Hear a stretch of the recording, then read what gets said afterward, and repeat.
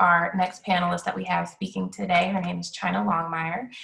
She was a good friend of mine in high school, and it's just been really awesome to see how she has grown as a professional. So we would like to introduce Chynna Longmire to share her story. Don't forget to unmute. Sorry, I thought I was unmuted. Thank you, Courtney. But just to give a little background about myself, I went to Carlisle High School with Courtney, where I don't know if many know where Carlisle is located, but it's in the Wyoming-Kentwood area. It's a pretty diverse school, I would say, at least when I went there. It's sort of a melting pot. So just a little background, like I said, I went to Eastern Michigan for my freshman year, also a very diverse school. From there, I went to Davenport. I always been a big advocate for equality and diversity and inclusion. So when I went to Davenport, it was a little bit of a culture shock, even being right here in Grand Rapids, because Davenport is mostly a predominantly white school. And most Black students that were at Davenport, including me, was there because of sports or some type of something related to sports, pretty much. I wouldn't say all of us, but most of us were. So it wasn't, when I went to Davenport, it wasn't a lot of support or anything there for Black students. So we didn't have a BSU, we didn't have a Latino community, we didn't have any of that for any diverse group. So me and one of my friends, Nate, we took it upon ourselves to reestablish the BSU there. It took us like a semester to do, but when we did it, it started off a little rough. We only had about 3-4 members. By the next year, we actually had over 30 members.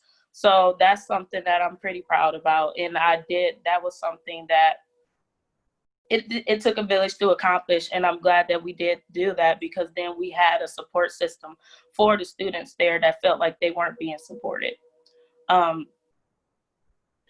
I currently work in accounting. I'm accounting associate for Acrisure LLC here in Grand Rapids. It's an insurance brokerage. I studied finance in college, and I will just say, literally pretty much all my classes, I was, if not the only Black person, sometimes the only woman in the class, but definitely most times the only Black person in my accounting and finance classes. It didn't bother me much. I feel like it bothered other people a little more than it bothered me. But because I just always been the type of person that it doesn't really matter who I'm around, I can adapt. I wouldn't say it doesn't get hard being a Black woman in the accounting and finance industry or the business industry in general, because diversity is very scarce in the business world or the corporate world, and especially accounting and finance is a predominantly white male dominated industry. So when I graduated, I thought like it was going to be a piece of cake to get a job. Like, I have a degree in finance, like I should be able to get any job, but it wasn't that.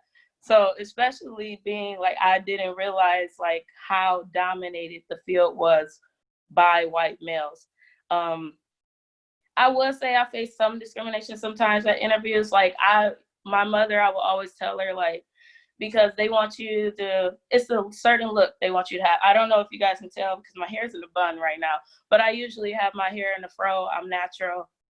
I take pride in that. So when I was going to interviews, I would wear my natural fro, rock my natural fro, because I wanted to be my authentic self. I didn't want to try to put a wig on or slick my hair down so that I looked more appealing or anything for the job. So a lot of jobs I did start getting turned away. So I actually did kind of give in at one time. I wore my hair, but I slicked it down.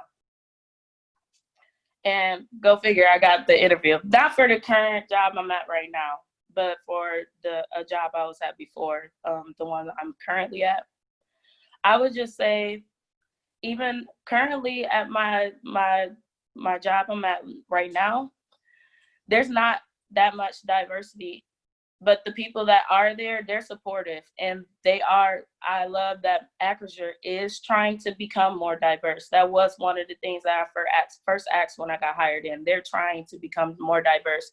They understand that in the business world, when you have diversity in your company, that broadens the horizon, and it brings in so many different types of people, so many different types of ideas. um, I always been a big pusher for Black people to try it, not even if they go to college and study accounting or finance or business administration, but just a bigger push for more Black people in corporate America in those bigger positions. Because people still will come up to me and be like, you have a bachelor's degree in finance? I know that was hard. I'm like, yeah, that was hard.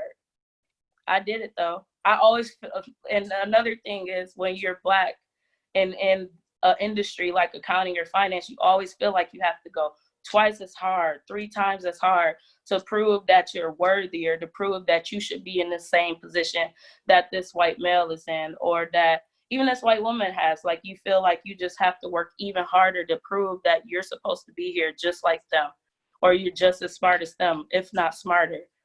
And sometimes that gets exhausting. It does. So yeah, I just always been a big pusher for getting as many people to be financially literate, like financial literacy in the Black community, and also just trying to push for more people to be in corporate America. And because then maybe we'll have more people like me that are able to teach the Black community financial literacy, because that is lacking. That always has lacked. And like, even when I grew up, I wasn't taught about savings or retirement or 401ks or IRAs or even credit. Like, we don't grow up talking about those things. So we realize that when we get to college or a later age, where it's just like, at that point, you probably have made mistakes or you've done things. Where if we have more people like me that are in finance, accounting, corporate business world, we could go back into the community and we can teach those things to Black students and Black kids at a younger age, and even Black families, so that they're able to have the financial literacy to get homes and get loans and things like that.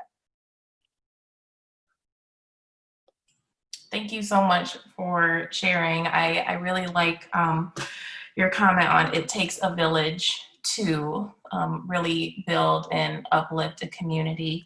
And you talked about what your employer has done to really be supportive of Black people within their establishment, but what advice would you give other employers out there who are watching on how to support minorities who may be the only one on their team?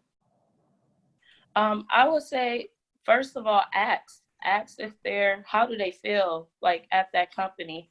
Are they okay? Are they comfortable? Like for example, they may feel like they have to overcompensate, or they feel like the little things they do will get them the boot, or maybe not another person. Maybe they just need a support system, something in place there where they know they can go talk to someone, or even if the people that are there of color have some type of support or group meeting where they get together with the supervisor or the CEO of the company, regardless of which it may be, just to touch base and see where they are and how they can grow or how they're feeling.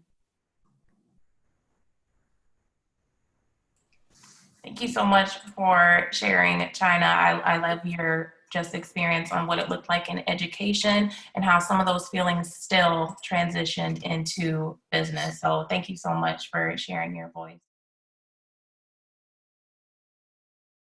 I would just say to never assume someone's okay.